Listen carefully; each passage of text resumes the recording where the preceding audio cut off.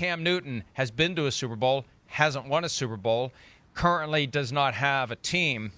He had been very quiet in the aftermath of the stunning release of Newton by the Patriots 9 days ago. Yesterday on Instagram, he posted a little bit of a teaser for something that is coming on Funky Friday. Let's hear from Cam Newton about his immediate plans. On this week's Funky Friday, I have a lot of things that I need to get off my chest.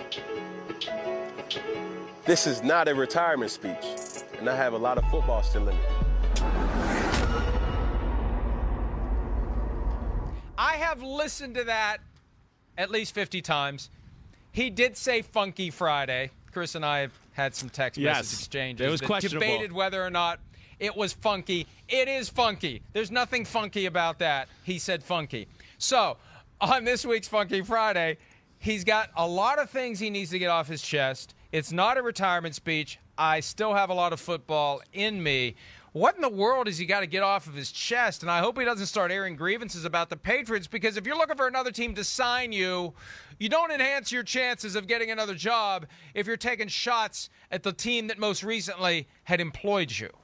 Yeah, I mean, agreed. That was the number one thing I thought of. Or just, be careful what you say on Funky Friday, Cam Newton. That can affect your status and how you're looked at in the NFL. Yeah, if you spout off or even just create too much attention to yourself, it's going to be a turnoff to teams. Especially like where the backup quarterback thing, that'll be out the door if this is too much of a spectacle. Never going to happen. I don't think it'll happen. I'm with you there. He's a reps guy. He's not a backup quarterback. That's just not what he was put on earth to be. So, yes, but either way, if he brings too much attention or causes a kerfuffle, right? I think I used that correctly. Bing! Bam, I'm awesome. And then that's not, even if a team has a quarterback go down, they're going to be like, do we want to deal with all of this? And just the attention that comes with Cam Newton, and is his play worthy of dealing with that? So that's the one thing I would just say to him. Just be careful what you say on this Funky Friday Instagram live thing he's got going on.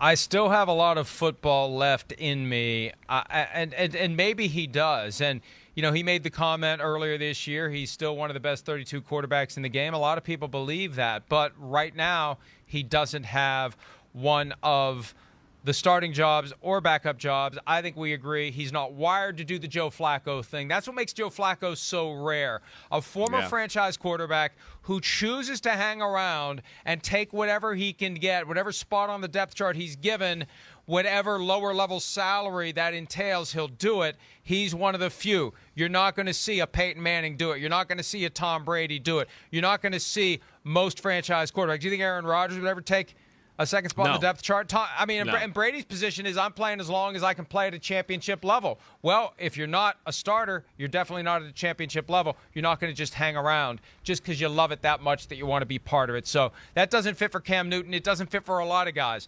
And we'll find out. We'll find out what he's going to say. But I agree with you. Be careful. Tread lightly, because you want to preserve the opportunity to have the phone ring when the injury happens. It's not going to ring until then. You want the team to not say, we're just going to go next man up with this backup quarterback who's a backup for a reason. We're going to go get Cam Newton. You want the team to make that call. Don't say anything tomorrow that would turn a team off from making the phone call. That's the best advice we could give him. Yeah, 100%. I mean, he's on his last lifeline here. I mean, if he's a cat and 9 lives, he's used 8 of them. I mean, that's why you and I were just, disappointed in what he did with New England. And, of course, the COVID mishap and, the misunderstanding there, whatever it was. This is it. And added to that, like we talked about, he's not necessarily just a plug-and-play quarterback. He is a reps guy. He can get out of rhythm in a hurry throwing the football if he doesn't get a lot of reps. And where I also just look at it and go, man, you messed up with this New England thing. New England is one of those teams that could formulate the offense that fits the Cam Newton and play a style that fits him. As we know, a lot of these coaches and offensive coordinators are not capable of doing that and don't do that. They just go, this is what we do, and you come here and play. So that's where he really dropped the ball, in my opinion, as far as losing that opportunity with the New England Patriots to kind of revive his career. And, yeah, right now, I don't see any team on the horizon that would even think about it or is going to bend their way or style of play to sign Cam Newton. And, yeah, it's going to just take an injury, and we'll see what happens after that. And the problem is what he does best, he can't consistently do without getting injured himself. That's the problem. For as big as he is and as indestructible as he appears to be, and I think over the years coaches have gotten intoxicated by the fact that he is a giant, that he is an impressive physical specimen, but he's made of the same stuff the rest of us are, and he gets banged up like most other people do. So he can't play the way that he used to. And you're right, what kind of an offense are you going to run with Cam Newton? What are you going to devise on the fly? And it will be easier for a team to say, we got a backup that knows our offense. Let's just do that. Yeah. And a lot of teams would admit privately, we're screwed if we lose our starting quarterback. Right. Why are we going to complicate our lives? We got to build an excuse. Why did we stink this year? Starting quarterback tore his ACL week 3. That's why we stunk. We were just trying to hold it together. We did our best to hold it together. We're not going to complicate our lives by raising expectations, bringing in a former MVP, expected now to do more with him, and we know we can't. So it's going to make it very difficult for him to find a landing spot this year. All right. Hi, I'm Mike Tirico, and thanks for watching. Make sure to hit subscribe for the latest news and highlights from NBC Sports.